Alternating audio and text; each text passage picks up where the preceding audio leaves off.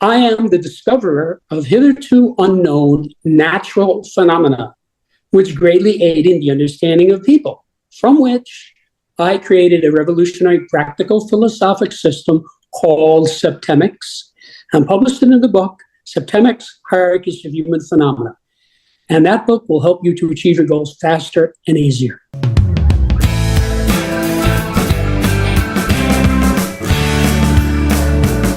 Welcome to yet another enlightening episode of the Online Prosperity Show. I'm your host, Prosper Taruvinga, and today we've got a guest whose credentials read like a modern day Renaissance man. Now, Jim, how are you doing today? Great. How are you, Prosper?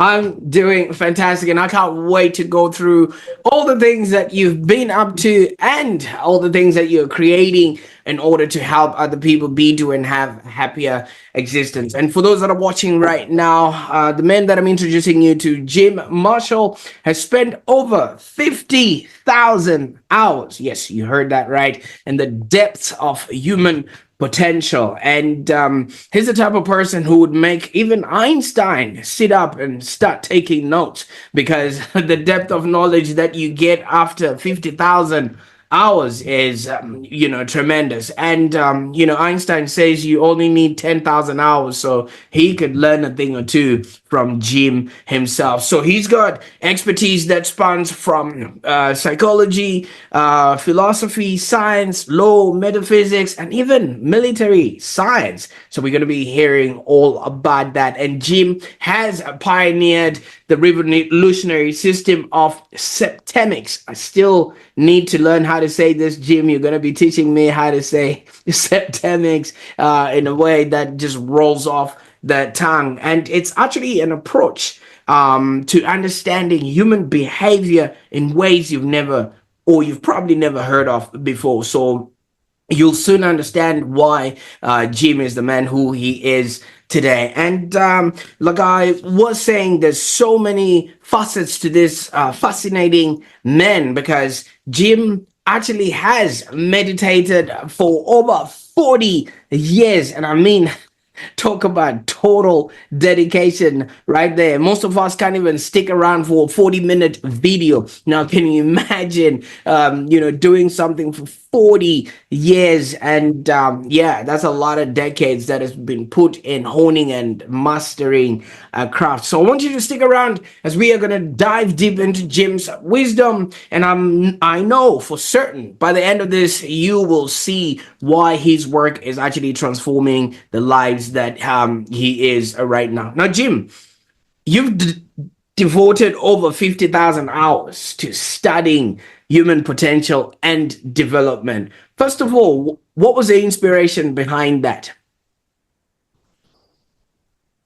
Well, let me just say one sentence to sort of give some context to your viewers as to who I am and what I do. I am the discoverer of hitherto unknown natural phenomena which greatly aid in the understanding of people, from which I created a revolutionary practical philosophic system called Septemics and published it in the book, Septemics, Hierarchies of Human Phenomena. I was really a born polymath, meaning I have no memory of a time when I was not intensely interested in learning everything that's taught in every university. And I still have that.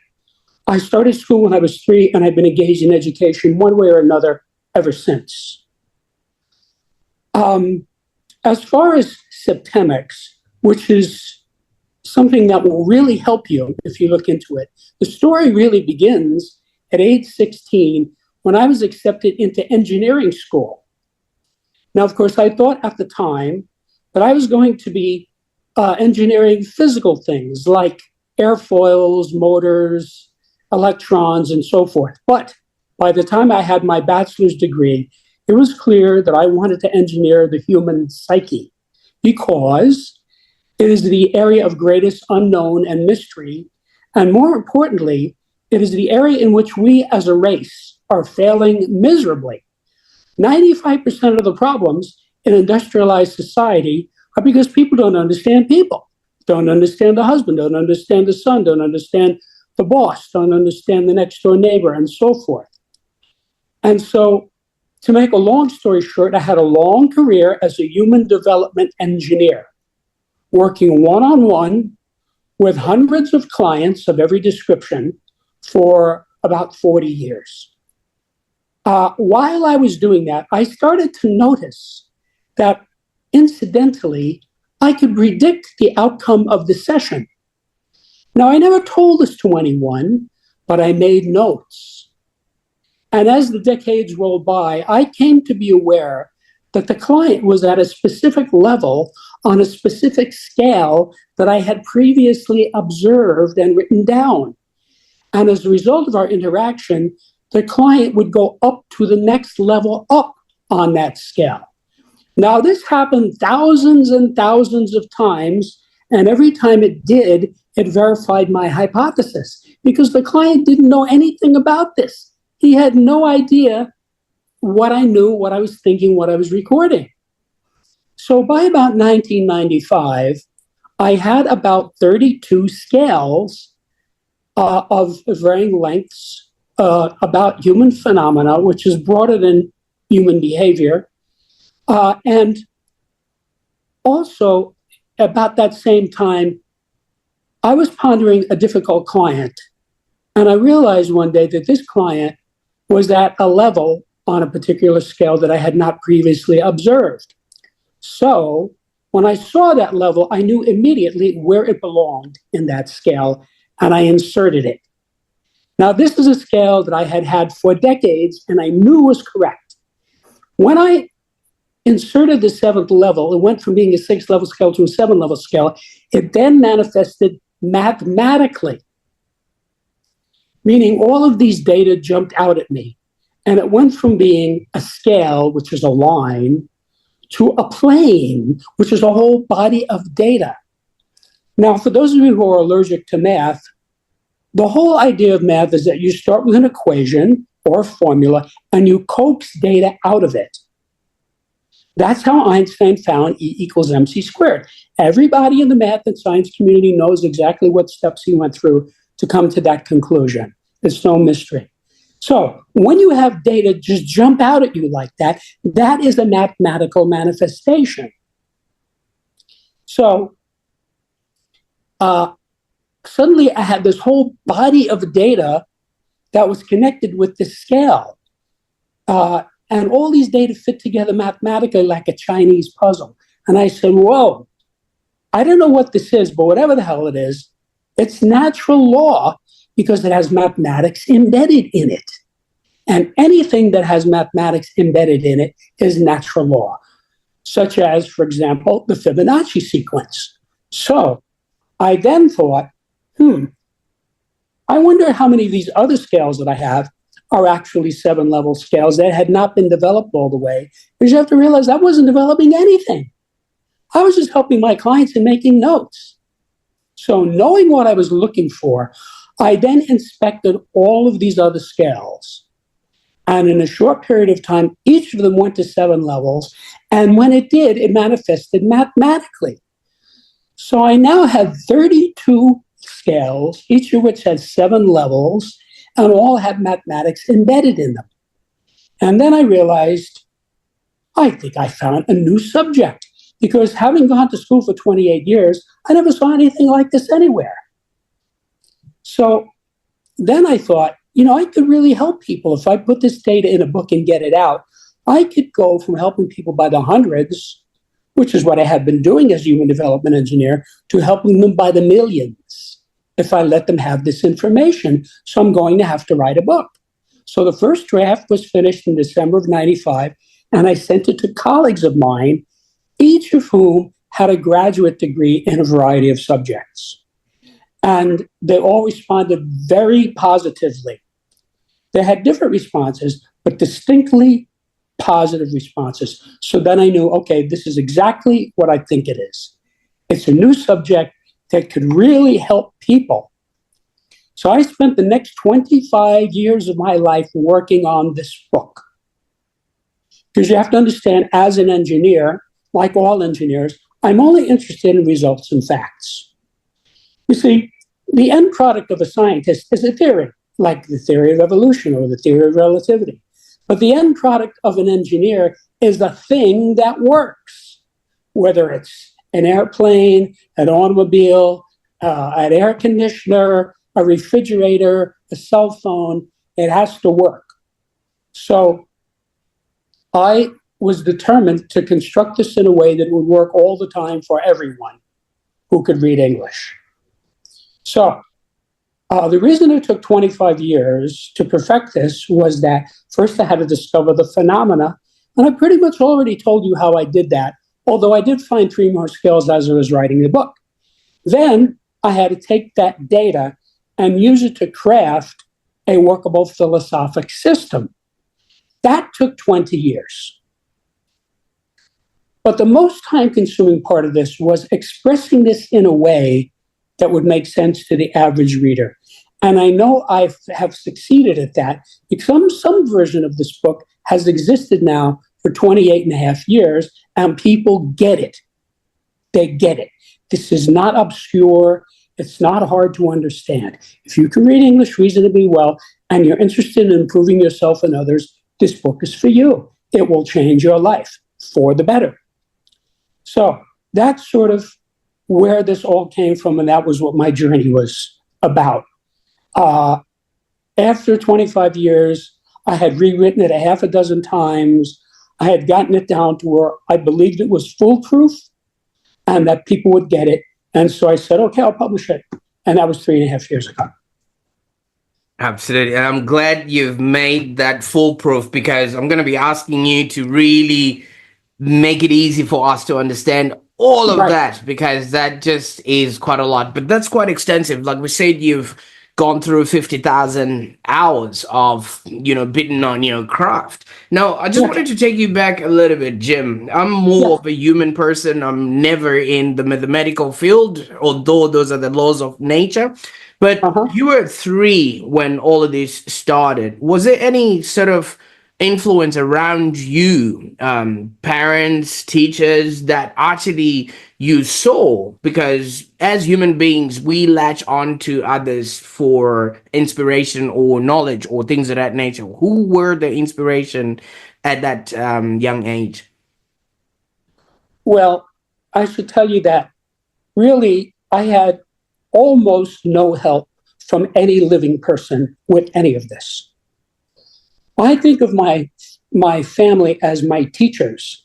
And when I say my teachers, I mean Socrates, Plato, Aristotle, Pythagoras, Moses, St. Paul, and all the great geniuses, Einstein, all of whom I studied. I was actually born with psychic abilities and I just loved school. I loved learning. And I can still remember the exact moment when I found out that some kids didn't like school. It was a shock to me. It was a shocking moment.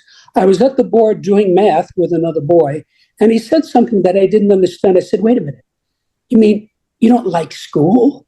He said, no, I hate school. I was amazed. And then I realized that explained a lot about other children, that they didn't like school. I loved it. I was enthused every day, which is why I went to school for 28 years. Absolutely. And obviously that then sort of started that foundation of you loving school. And you've mentioned that other humans and other people were not, as enthusiastic about obviously the education system and stuff. Is the education system we have right now adequate enough to educate people of your caliber, or did you actually have to then go above and beyond to find this information yourself? Okay. Well, there's actually a couple of questions there. First of all, let me say that the American education system, which I know extremely well, has been spiraling down for 60 years. It actually started spiraling down with the rest of the country when they murdered Jack Kennedy, which is 60 years ago. more than 60 now. And now it has reached a point where it is more of a detriment than an asset. So I talk about this in the book, but I was a natural polymath. A polymath is someone who is learned in multiple disparate subjects. So the education system, the colleges, especially the graduate schools, are about specialization. So, for example, I have a friend who has a degree in math. He knows more math than I do, but I know more about everything else than he does. I have a friend who has a master's degree from MIT in engineering. He knows more about engineering than I do, but I know more about everything else.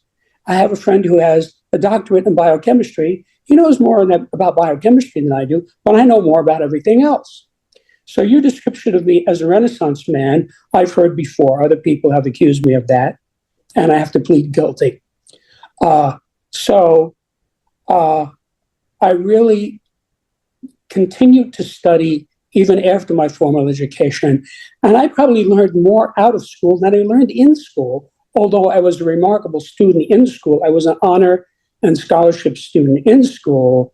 But outside of school, I just kept studying. And of course, once we had the internet, I mean, for somebody like me, it's just a treasure trove of information. And I'm just continually using it to enhance my knowledge. The thing I knew best when I had my bachelor's degree was how to learn, or you might say how to study, which is about the same thing. And so I'm really good at just going into an area and just inhaling it like a big vacuum cleaner and learning it. I mean, I don't need to be told something twice. So I was able to master a couple of dozen different subjects. And all of that contributed to Septemics. If you read the book, you'll see there are clear elements of a couple of dozen different subjects that come into it. And I think the reason that I discovered it when nobody else did is A, my career as a human development engineer, I got to actually see these phenomena in front of my face every day. And B, my polymathic learning, which enabled me to see this for what it was and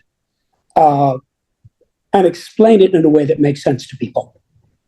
Absolutely. I quite like how you bring it all to make it palatable to the everyday person, because what I really wanted you to distinguish here is what the rest of humanity has in terms of education, or what they're exposed to is not nearly as good as or as far or as advanced as what you have done. So while we're there, I then wanted you to then try and bring it back a little bit so you can explain to us, because Septemics is a very unique system that you've developed. Now, for those at the back of the room, would you describe this in simple terms? Sure. Septemics is a philosophical science based on the fact that many phenomena related to humans occur in a sequence of 7 levels. Literally, the word septemics means of or pertaining to 7. Septemics comprises a collection of scales or sequences, each of which breaks down various human phenomena into a hierarchy of 7 steps. There are 35 such scales, each of which is unique, and together they span the spectrum of human experience, by which I mean any problem, difficulty, situation, dilemma that any person has regarding people can successfully be analyzed by one or more of these scales, usually more than one. Absolutely. Go ahead. And when is this needed in the human survival?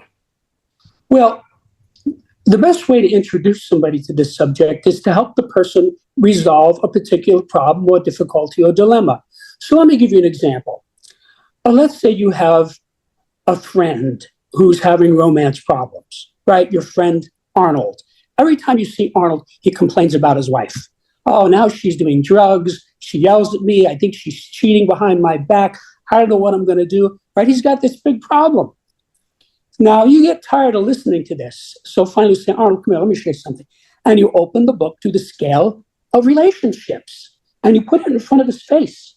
Now, if he can read English, he's going to look at that and say, you mean there's a scale of relationships? You say, yes, this relationship that you've been complaining to me about for 6 months, where is it on the scale? I guarantee you he's going to want to know that because you're opening a door for him. So what's going to happen is in a matter of seconds, he will look at the scale and he will find a bracket. He will say something like this. Oh, I can see right away. It's definitely not levels 1, 2, or 3, because that's the top of the scale. We're having all kinds of trouble. So it's got to be 4, 5, 6, or 7. You say, okay, go ahead and read the text, and then you can get it exactly. So he reads the text, and you can help him the way a tutor would. And when he comes back to it, he knows this relationship. He's been living in the middle of it. And now he knows the material. He looks at it and says, well, now that I read it, I can see we're at level 5. No wonder we're having a lot of trouble. That explains X, Y, and Z. And he will have an insight into the relationship. And then you say to him, well, that's great. I'm glad you realized that. You know, you can improve this relationship by moving it up one level. He says, you can? Yeah, it tells you in the book how to do that. So then you'll have a better relationship. But before you do that, let me show you something else. And you open it to the scale of sexuality. Right? Well, that's part of what this is about for him. So he looks at it and he says, you mean there's a scale of sexuality? You say, yes. You don't have to tell me if you don't want. But for your own illumination, where are you on the scale? Guaranteed he's going to want to know that. And the same thing will happen. In a matter of seconds, he'll find the bracket. He'll say something like, I can see right off 6 and 7 have nothing to do with me. So it's definitely not that. And you say, okay, so you got it down to 5.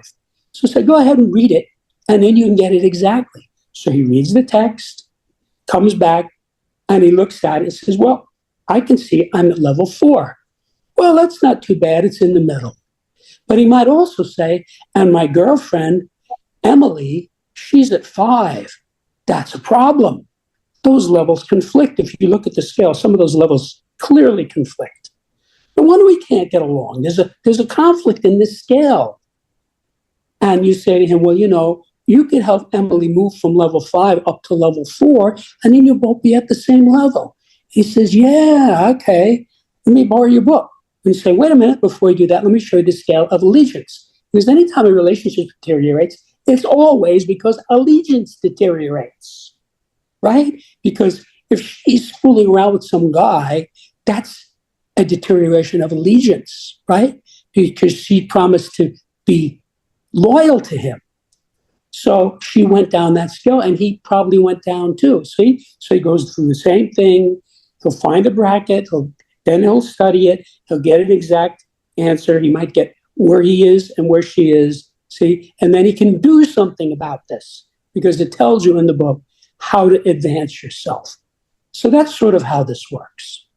Interesting. You see, growing up, we were always told that no two fingers on the same hand are of the same height. So, which means humans are as diverse as they are complex. How does this process fit people into these 7 categories? And how, you know, since we are all very different people with very different aspirations and responses. Every person is unique, but every person on earth is at some level on every scale. It's like a blood pressure. Everybody has a blood pressure. We don't know what it is. It changes from time to time, right? That's why when you go into the doctor, one of the first things they do is check your blood pressure, and they write it down, okay? They don't know what it is now. They know what it is. So when you spot somebody on one of these scales, he is at that level, period. This is not like astrology where you have a tendency, you know. This is specific. Now, let me explain it this way. Every tulip in the world is unique, and every rose in the world is unique. But I can always tell a tulip when I see one, and I can always tell a rose when I see one, and I can always tell them apart. So the fact that every person is unique does not make this not work. What it does is it gives you a way to understand the person very well, because you could find a person's level on all 35 scales. And by the time you do that, you will understand that person better than the person understands himself. And so you will have, every time you spot a person on a level, you'll have an insight. Oh, he's at level 5 on the scale of control. I see, that explains this, and why he does that. See? So by the time you go through all that, you will have a really clear picture of who this person is. So let me explain something that will help you get a grip on what this book is like. Several people have said to me, what book is your book like? And I have to say in all candor, I don't think there's ever been a book like this before. But each of these 35 scales is expressed in what you could call a spreadsheet or a table. And each of those tables is similar to the periodic table of elements, which is used by scientists all over the world. Now, before Dmitri Mendeleev invented the periodic table, there was chemistry, but he revolutionized it. Because by creating the periodic table, he made it easier to teach, easier to learn, and easier to understand. So now, everybody all over the world uses it in whatever language they're speaking. Okay? It is axiomatically true. And that is how these scales are. So each of these scales is a periodic table for the corresponding subject. And if you permit me, I'll tell you what those subjects are, and then you'll know exactly what's covered in the book. Absolutely. Yeah. Okay. It will be interesting to really get to the bottom of all of this, so that we all can understand. Thank you for sharing. Right. So there are 24 individual scales, meaning they apply primarily to an individual. And there are 11 group scales, meaning they apply primarily to a group. Okay? These are the individual scales.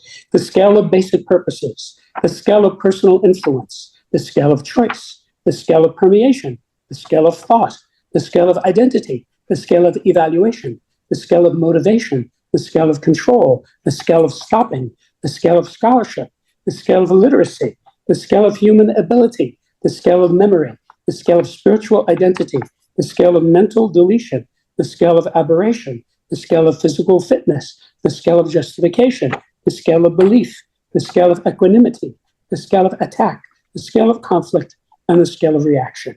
And the group scales are the scale of relationships, the scale of life spheres, the scale of government, the scale of civilization, the scale of survival, the scale of management, the scale of exchange, the scale of communication, the scale of allegiance, the scale of sexuality, and the scale of politics.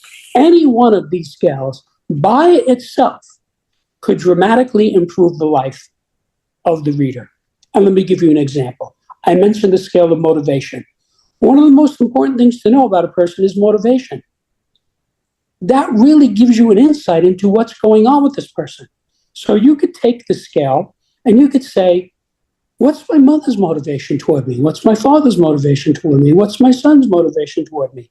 What's my boss's motivation toward me? And you could keep doing this 300, 400, 500 times with all these people you know, even people you don't even now know.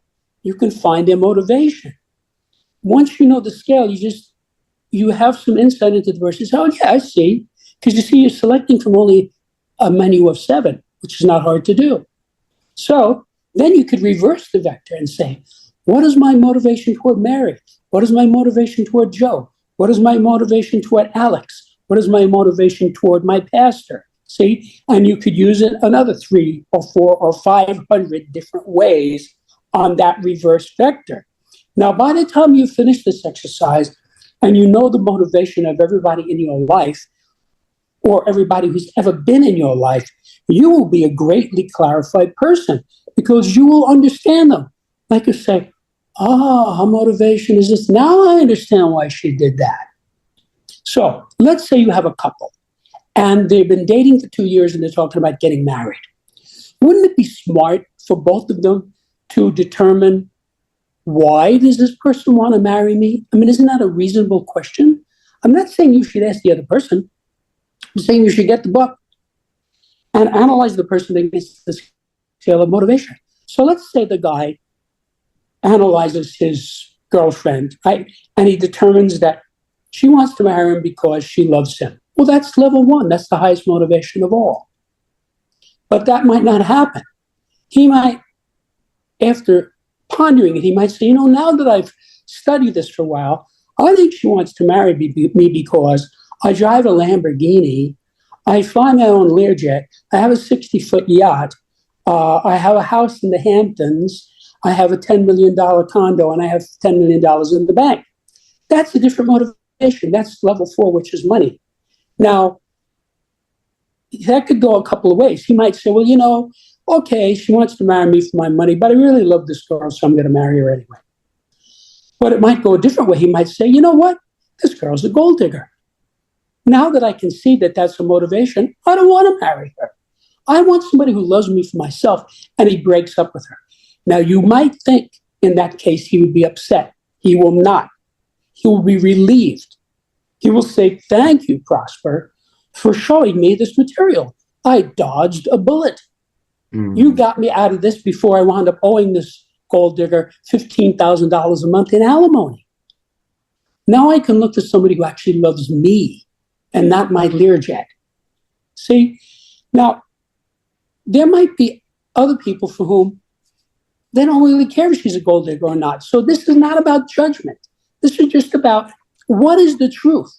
So, have you ever noticed how many ugly old guys have a beautiful young wife? It's fairly common. How does that work? I often see these couples and say, wow, how does this overweight gray guy who is not good looking anyway, get this beautiful wife? I'll tell you how it works. The 23-year-old beauty queen gets a diamond ring, a pearl necklace, a mink coat, a Corvette, and a credit card. The elderly, out-of-shape guy gets a 23-year-old beauty queen for a wife. So that's the deal. So she comes to him and says, honey, I want to go to Vegas for the weekend. He says, okay, here's $5,000, have a good time. He doesn't care. He knows she's a gold digger, but he still gets a 23-year-old beauty queen for a wife. So she comes back from Vegas on Monday and says, thank you so much. That was very nice of you. See? So it works for them. So it's about knowing the truth and figuring out what's really going on with people. I quite like that. I mean, obviously, it puts a lot of things in perspective. Like you're saying, you now know exactly the answer of why X is happening and the reasons why certain things are happening. But this doesn't leave room for gut feeling at all, does it? There's no need for gut feeling because this is natural law. It's like the Pythagorean theorem. When you learn the Pythagorean theorem, you're maybe 12 or 13, so, I see, this is cool, this makes sense, and you have it for the rest of your life. And, I took 26 semesters of math, so I got into very advanced math, and I was using the Pythagorean theorem the whole way. I'd look at it and say, oh, well, there's a right triangle here, and I bring the Pythagorean theorem in and make a calculation, solve some of the problem. So that went all the way back to when I was 12 years old. So that's how this is. In other words, it's a tool. It really helps you. Gut feelings are often wrong and often deceptive, but these scales are natural law. It's like Newton's 3 laws of motion. They are axiomatically true. Those of us in the physics community, once you learn them, you say, I get it. See, now, it's an interesting question. How come he figured it out and nobody else did? Well, he was a genius. Just like, why did Einstein figure out the theory of relativity? He was a genius. So somebody invents everything. Like Pythagoras figured out the Pythagorean theorem. And 2,600 years, we're still using it because it's natural law. Or the Fibonacci sequence. Fibonacci came along. He was a mathematician. And he saw these numbers that appear in nature. Like if you take a sunflower and you count the seeds one way, you get a certain number, and you count them the other way, you'll get another number. And those are both what we call Fibonacci numbers. Now, this occurs in many places in nature. And he looked at this and he said, there's something about these numbers. I think there's some pattern here. Well, he figured out the pattern for the Fibonacci numbers. And we now have the formula, and everybody who knows it can calculate the Fibonacci numbers to infinity because he gave it to us. So he saw something in nature, and he sort of reverse engineered the mathematical meaning of it and wrote it down and then gave it to us. So the Fibonacci numbers are infallible. So you can find different creatures like a pine cone. Pine cone has Fibonacci numbers. You count the little leaves in it one way or the other way, and there's two different Fibonacci numbers. Because the Fibonacci numbers, you look at the Fibonacci numbers and say, oh, there's one and there's the other one. So there's something about this. Now, we don't necessarily know where it came from, but I can tell you as an engineer, it doesn't matter where it came from. What matters is we can use this thing. You know, like you could say, well, where did the three laws of motion come from? We don't really know that. Some people say, well, God decided. Well, okay, whether or not that's true, I can still use them as an engineer. And people are still using those three laws of motion to calculate celestial objects and rockets in space, those same laws, because they're natural law. So because this is natural law, it's always right. Your perception of it could be wrong. In other words, you might not make the right calculation. You add 2 and 2 and get 5. Well, that happens sometimes in math. But it doesn't mean the formula is wrong. I absolutely know that these 35 scales are correct because I've spent most of my life working on this. And you have to realize, after the scales became clear to me, I spent another 25 years working on this because I had to verify each level. There's 245 different levels, 35 scales, each of which has 7 levels. That means there's 245 different levels. Each of them had to be verified. Each of them had to be expressed in a way that would make sense to people. Because my intent from the beginning was to write a book that would help people. And I know I succeeded at that because I've been watching people benefit from this for 28 and a half years. Mm. I mean, obviously, you've spent time coming up with this and really having an understanding and a thorough analysis of everything else. But can we just agree that Isaac Newton didn't invent gravity? It was there all along. What he gets credit for is just naming it and describing it. And that alone does not say or warrant the invention of it all. Because if you really put it together with what you're saying, there are some tribes and there are some people that have been surviving and being in existence. You know, like I could give you an example that Columbus didn't discover North America. There were people already living there, already with their own pattern recognition and knowing the seasons and already surviving in those particular areas and things of that nature, tens of thousands of years before he actually arrived. But because he put a language to it, and now that's now the sort of universally agreed upon language. I mean, you've got people like Niels Bohr who began describing quantum mechanics. You know, and the atomic bomb automatically became inevitable because now people had a way to describe it. Right. The laws of physics obviously are combined with maybe game theory or just gut feeling that people would actually get around to understand. Okay, so maybe because of this, this then happens. So my sort of question is, was this not there before you put a word to it that it's called Septemics? Absolutely. I say that in the book.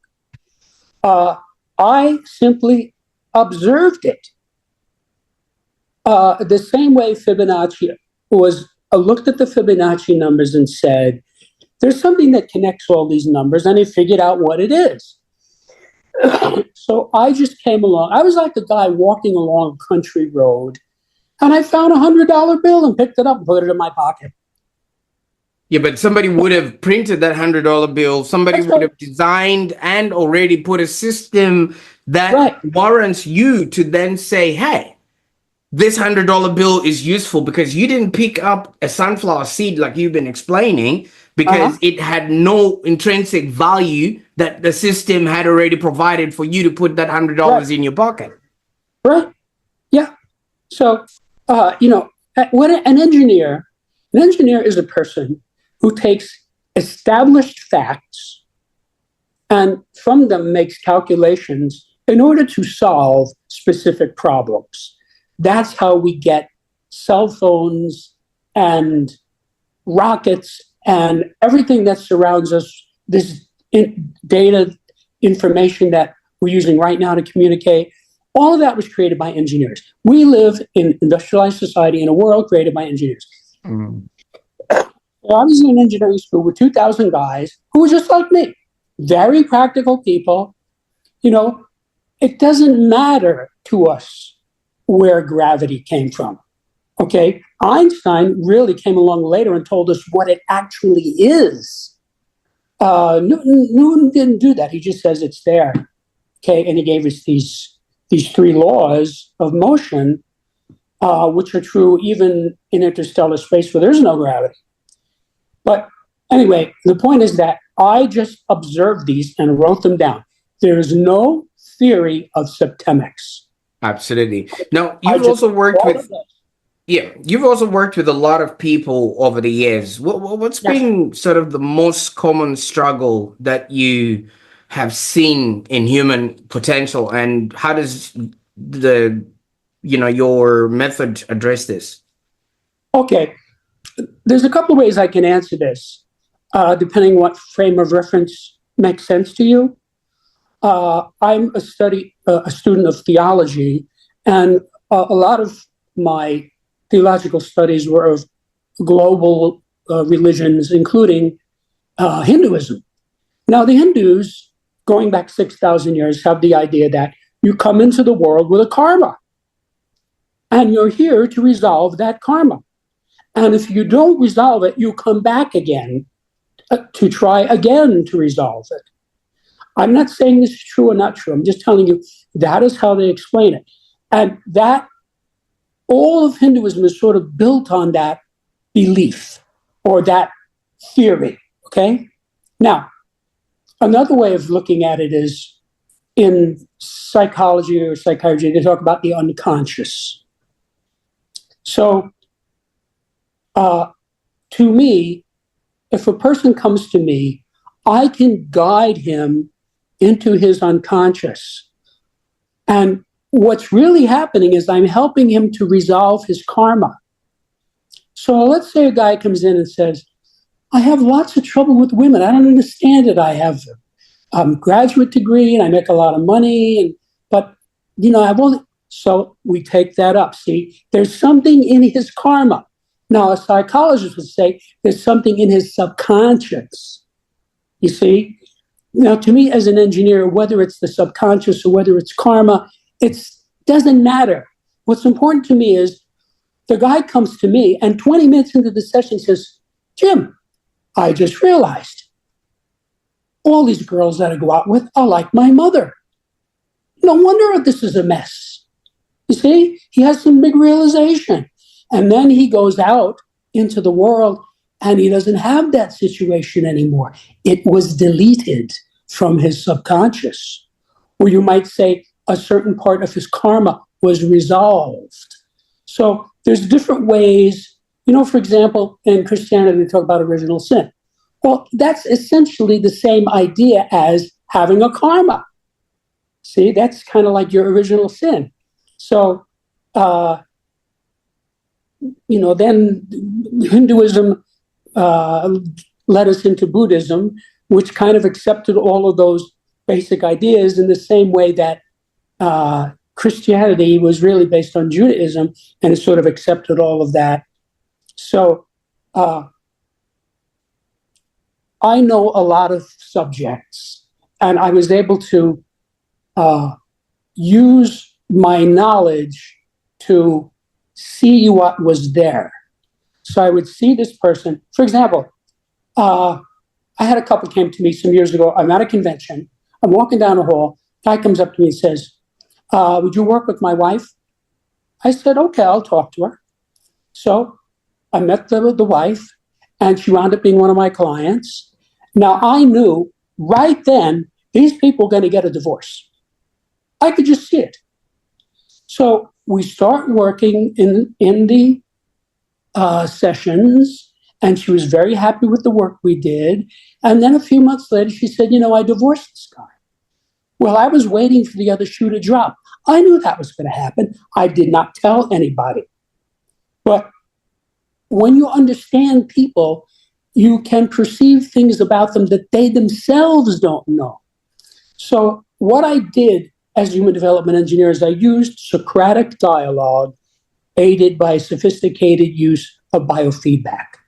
So I would ask the right question, and the biofeedback would guide me into the area that was bothering the guy that he did not even know himself.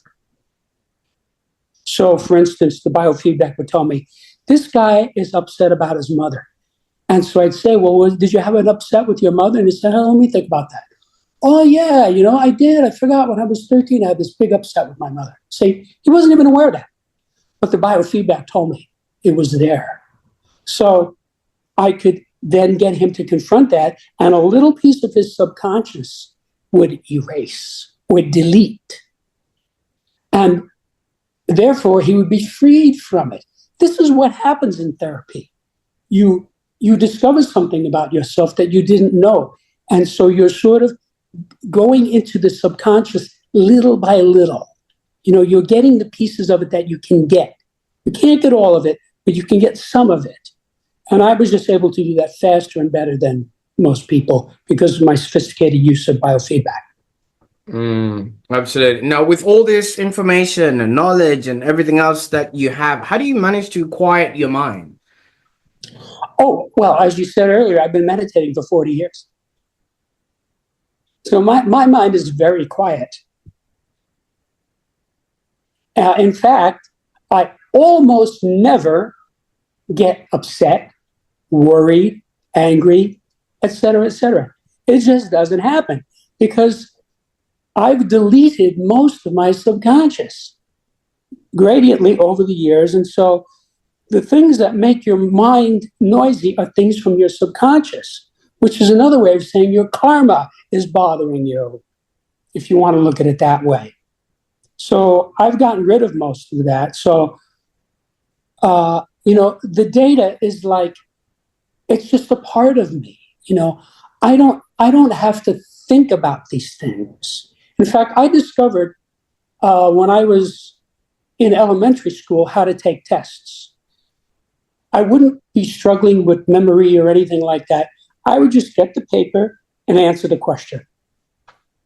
And I knew the answer, and I just wrote down the right answer. And so it was stress-free. It was easy for me. And so I did very well on any kind of test. There was no pressure because I sort of learned how to just let go of everything and just answer the question. And that's pretty much how I live. I just answer the question, whatever it is.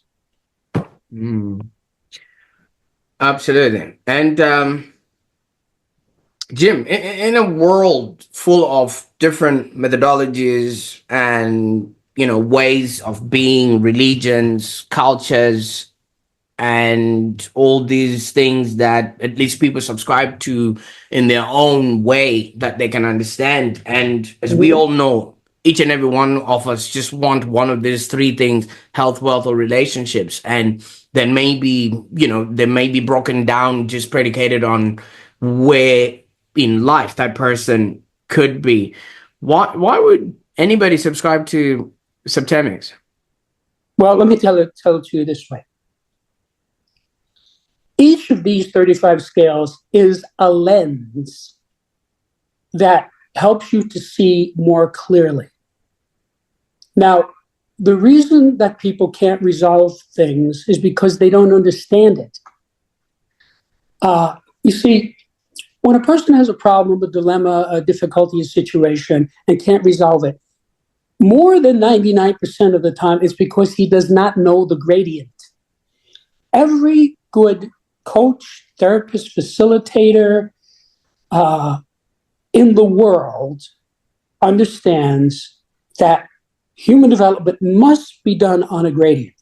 You cannot make an Olympic athlete out of a couch potato. There are too many intervening levels. So the good teachers and therapists and coaches know that, okay? And they'll bring the guy along little by little, and he'll get better and better and better. The ones who don't know that are not good at what they do. Those are the lousy teachers. You know, there's something that happens in schools, which is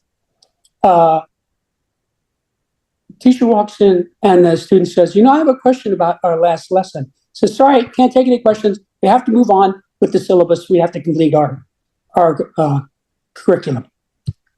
So that's a disservice to the student. He should answer the question and bring him along gradiently. And I talk about this in the book. There's a scale of scholarship which talks about how scholarship really should proceed, and explains that the education system, the mainstream education system, is an abysmal failure because it fundamentally does not work. Teaching people in classes is, for the most part, counterproductive because learning is a cognitive change and it's very individualistic.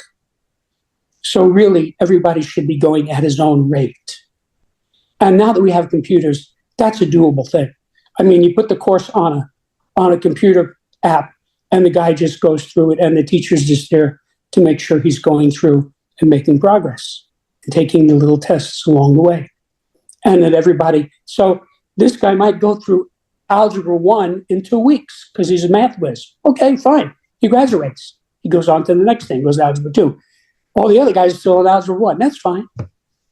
That's how it should be. So, because I've been involved in education my whole life, I know a lot about it and how it works and how it doesn't. But let me explain to you about why this book is beneficial. I wrote this book to help people. I've had a lifetime of helping people. Each of these 35 scales provides the user with an infallible way of determining the salutariness or beneficialness of any group, individual, or activity. If the group, individual, or activity moves persons up the scale, it's beneficial or positive. If it moves them down, it's detrimental or negative. So I am giving you a yardstick by which to measure human affairs, which is an entirely new thing. Secondly, once you know the level, when you find the level, whether it's yourself or another person's level on any scale, it is by itself inherently enlightening and beneficial.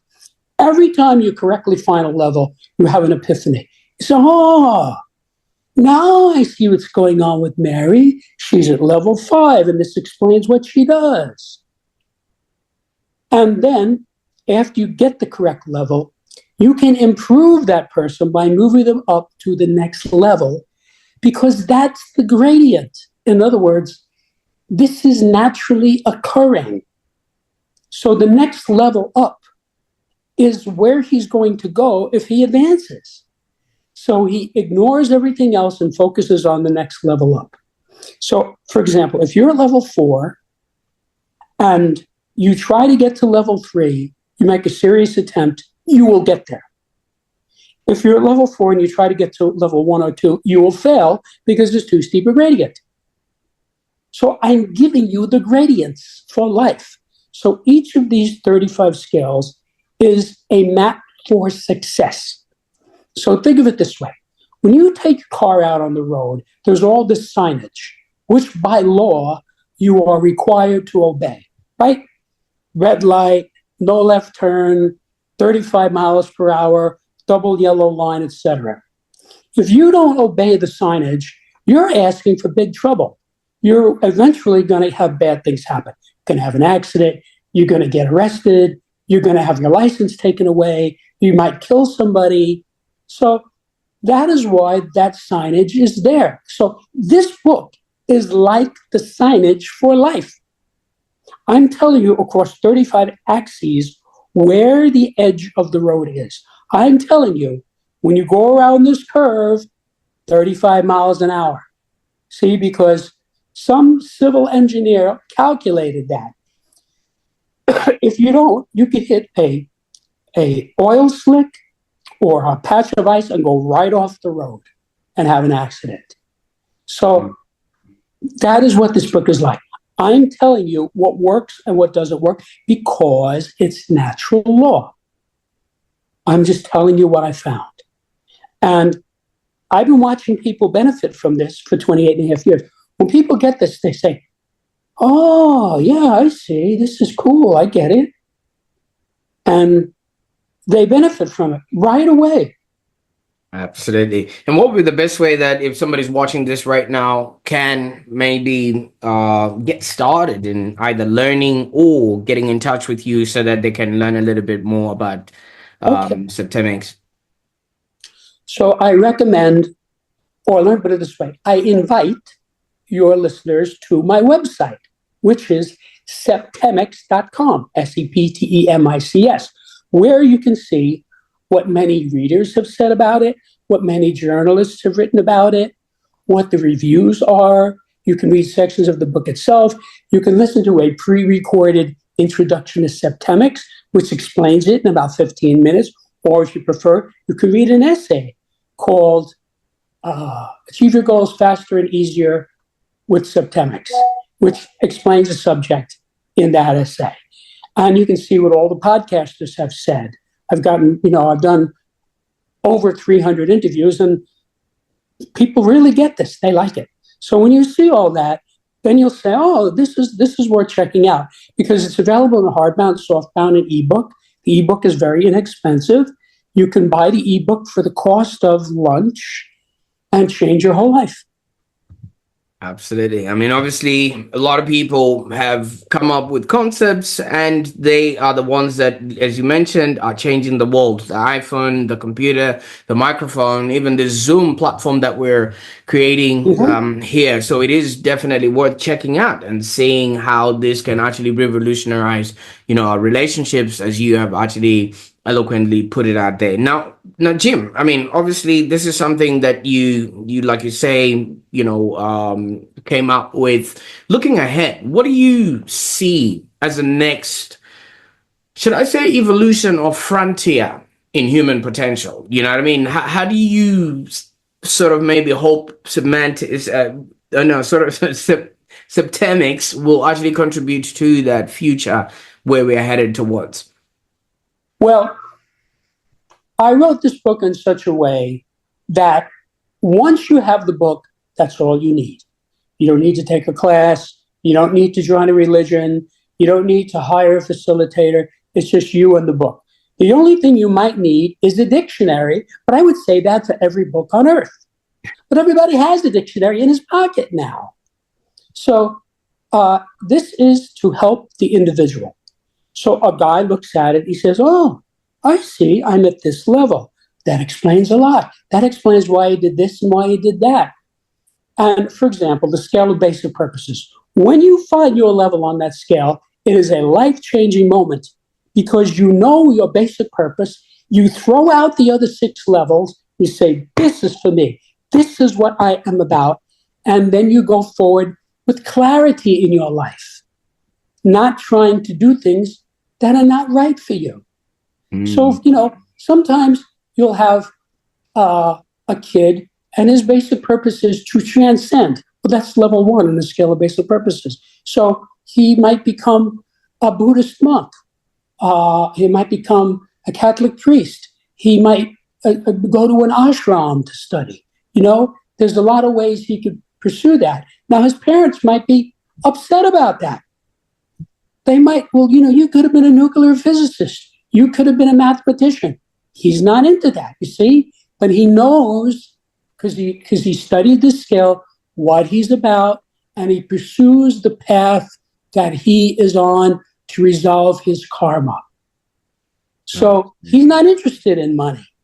Like Dad says, if you go to Wall Street, you can be a millionaire. He's not impressed by that. He wants to know mysterious things. How did Jesus make the blind see and the deaf hear and the lame walk? How did that happen? See, that's about transcendence. He doesn't care if he's going to make money on Wall Street. He's not interested in money. So this is very personal. This helps you to find out where you are on, of course, 35 axes. And when you know where you are, it facilitates your success. Because it's very hard to get somewhere if A, you don't know where you're starting from, B, you don't know where you're going, and C, you don't know how to get there. Now, this sounds idiotic, but most people do this regularly. Most people do not know, in most parts of their life, where they are, where they're going, or how to get there. Absolutely. Which is why their lives are a mess. Guy says, well, I tried drugs, and I decided it's not for me, So then he takes up drinking. Then he gets liver problems. Then he says, well, I'm not going to drink anymore, but I'm still smoking. And then he winds up dying of cancer. It's like he's just wandering around. He's not focused. This book enables you to focus. It gets you to find out exactly where you and the people around you are across 35 axes. So, Dad sees his son having trouble in school, right? Most people have children, and most children have trouble in school. So Dad sees Junior getting bad grades. He says, Junior, come here. And he opens the book to the scale of scholarship. Well, Junior is 13 years old. He can read that. He knows he's a scholar. He says, you mean there's a scale of scholarship? And the dad says, yeah, where are you on the scale? He's going to want to know that because he's having trouble, you see? So he'll look at it, he'll find a bracket, he'll say, well, it's definitely not 1, 2, or 3. That's because I'm not a good student. So Dad says, okay, read it, and then you can get it exact. So he reads it, comes back, says, well, I can see him at level 5. That explains a lot. And Dad says, well, we can move you up to level 4, and then you'll be a better student. Kid says, you can? Yeah, it tells you in the book how to do that. See? So 6 months later, instead of getting C's and D's, Junior is getting B's and C's. And all this was done without hiring a tutor, without spending any money, without going to remedial classes, without making the kid feel embarrassed or anything. The dad shows him, tells you in the book exactly how to do it. It's like a cookbook. I give you the recipe, and you just follow it. And I spent about 50 years total working on this, because long before I started to write a book, I was observing this phenomena and I was utilizing it in my sessions. I would know where the guy was going with the session. And therefore, it made me really good at what I did. I didn't tell anybody, but I would ask the right question, which is exactly what Socrates did in the famous Socratic dialogues, which were written by his student Plato. That's what I did. And so after a while, I realized this is natural law, and I put it out in a way that the average reader of English can get it and use it to improve his life. Absolutely. And I can't thank you enough for all of that. I mean, obviously, you've told us where, the average person can go using that book. It now works as a GPS because, like you said, you get to know where you are. And, if you input the details of where you're going, the GPS will just self-navigate and tell you exactly what the route can be. So it's easier for you to then get the right inputs in order for you to actually then catapult yourself to wherever it is that you want to go to. Now, Jim, you did present a fascinating, sentence where you said whenever you go into a conversation, you already know where things are going to head off to and what's going to be the outcome of that conversation. As we conclude this conversation, what is your diagnostic, so to speak, of how we went in this call today? Well, I'm not sure exactly what you're asking me, but I will say this. I insist, and everyone I talk to about this, never tell any living person his level on any scale. Doing so is unethical and counterproductive because, in the first place, most people don't want to be evaluated. You know how the wife goes to the husband and says, you need to get a better job. You're not ambitious enough. Blah, blah, blah, blah. That doesn't help him. She should just show him the book and he can figure it out himself. and not feel invalidated. And then the other thing is, every time you spot a level, you have a realization. And if you're taking that away from the person, if you're telling him what it is, just give him the book or tell him, buy this book and figure it out. Oh, you have trouble in the area of sex? There's a scale of sexuality. There is? Yeah, read it. It'll really help you understand. So he reads it and says, oh, I see. These people are at this level. I don't want to date those people, but these people are at that. That's who I want to date. See, it clarifies. Now he knows what he's doing. And if you take that idea and blow it up a billion times, you get what this book is about. And let me just say one sentence in closing to bring this to a focus. The data in this book are vital for every human being and can help you to achieve your goals faster and easier by explaining what might otherwise seem to be inexplicable or random. It gives you data you haven't seen before, and therefore can help you to achieve your goals faster and easier. Absolutely. Now, Jim, I think it's actually safe to say we've barely scratched the surface of the incredible knowledge that you could bring to the table today, and there's so much that we could explore, but I'm hoping that the book will do all the heavy lifting. All we had to do today was introduce the book to the audience, and hopefully somebody who has ears and is curious enough will actually go on and discover for themselves. So I can't thank you enough for the time that we spent on the call today. Thank you. It was a pleasure.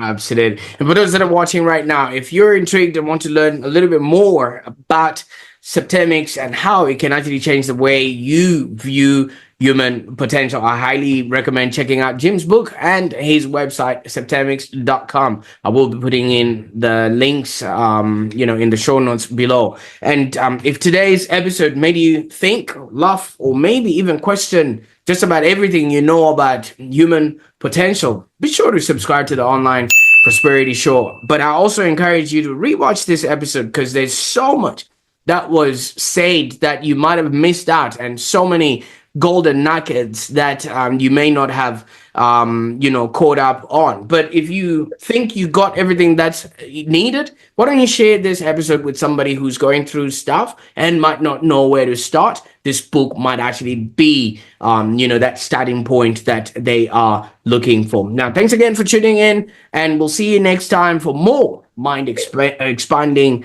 conversations that we've got lined up for you. Bye for now.